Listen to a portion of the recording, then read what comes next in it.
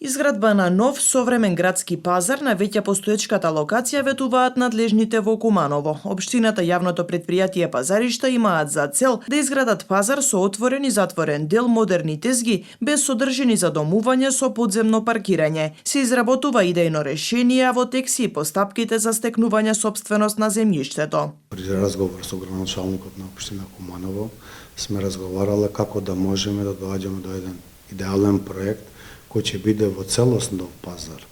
Значи, вие знаете јавноста дека овој пазар датира од 1957 година и за жал нема капитални инвестиции во него до сега направени, ниту пак некои подрастични или подлабоки реконструкции.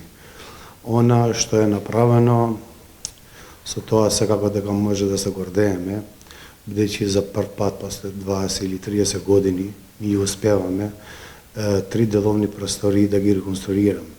Значи, успеа и административната зграда. Состојбата беше лоша, амортизирана, да не кажам во целост, но 70% да. Тие деловни простории денеска се атрактивни, се што действуваат таму за годината 2023 која живееме. Предходно беше извршена реконструкција на улиците околу Зелениот пазар, за што од општинскиот буџет беа одвоени над 11 милиони денари. Предпријатието само санираше деловни простории. Големи и капитални инфраструктурни проекти, во главном инвестираме таму каде што се најголемите потреби на граѓаните. Така да ние очекуваме секако дека Пазариште, јавното предпријатие ќе биде многу поатрактивна од тоа што е денеска. Затоа што фактот дека условите кои сме ги нуделе може не би биле најповолни за граѓаните, земајќи го предвид фактот дека паркинг просториите ни биле многу мали. Сега ние се надеваме дека новиот трговски центар ќе помага многу добро кон реализирање на тоа цел. Во последното време ние имаме инвестирано и во сточниот пазар за прв пат. Сточниот пазар беше, да не кажеме надвор од функција, туку апсолутно беше амортизирано во целост. Во делот на поставување на огради, во делот на железата, каде се поврсува сточниот добиток, тие во целост се сменети и мислам дека денеска ги исполнуваме стандардите да функционираме нормално во тој дел. Истото по 10 години работа со загуба, годинава за првите 3 месеци бележи и добивка. Чест и задоволство ми е, ово да го кажувам, после 10 години, работејќи со загуби, јавното предпријатие Пазариште за прв пат забележува работа со добивка. Всушност, првиот квартал од 2023 година, јануари-март, јавното предпријатие е работело со добивка и тоа во износ од 830.000 денари. Мислам дека ова е успешна приказна која го нуди јавното предпријатие.